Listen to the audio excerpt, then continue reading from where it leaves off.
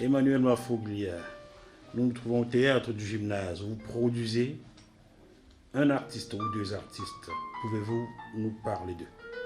Alors il s'agit, je produis et je mets en scène deux personnes que j'aime beaucoup. L'un qui nous vient du cinéma, qui est Jean-Christophe Brétinière, et puis un autre que je connais bien depuis longtemps parce que c'est mon fils junior.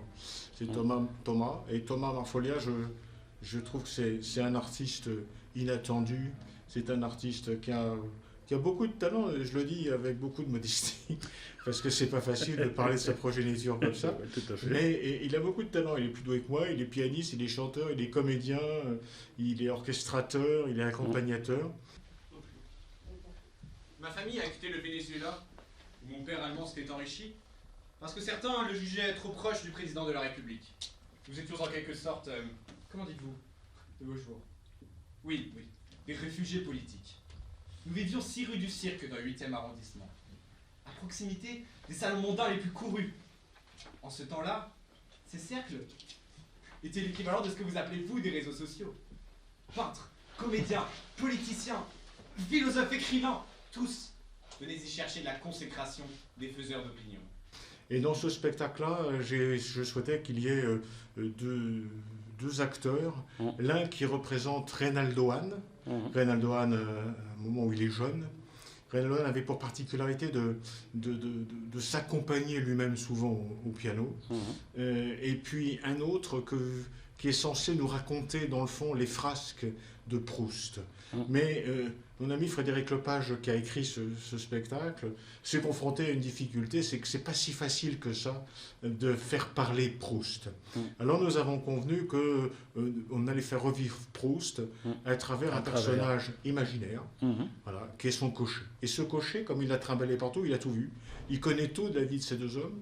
Et c'est très intéressant parce que c'est une promenade d'un siècle en arrière. Ce spectacle est né des années Proust, le centenaire proustien. Et il est né parce que moi je trouvais que c'était pas normal que personne ne s'occupe de ce génie qui a été Reynaldo Hahn, tellement joyeux, toutes ces mélodies à la française, c'est Reynaldo Hahn. Alors c'est pour ça qu'on a fait ce spectacle. Et Frédéric a réussi, je crois, à faire quelque chose qui a une grande pudeur. C'est quelque chose qui est très bien équilibré, très merveilleusement écrit. Il a une plume formidable. Et puis voilà, ce spectacle est né comme ça.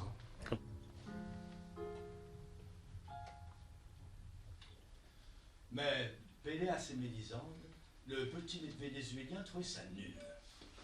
Lui préférait Saint-Saëns.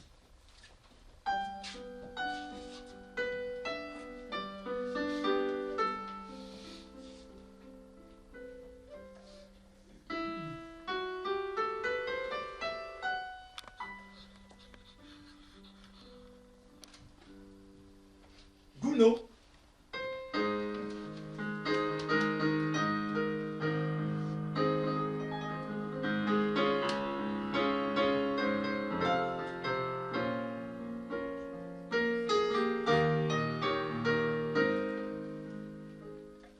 Offenbach.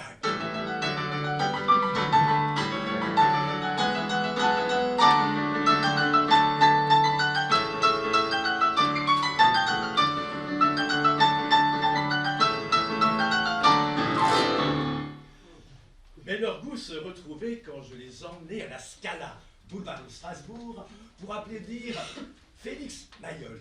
Viens, Poupoule, viens.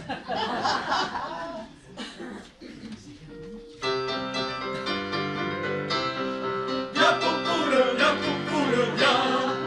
La la la la la la, la la la la la la. Hey, viens, Poupoule, viens. La la la la la la, la la la la la.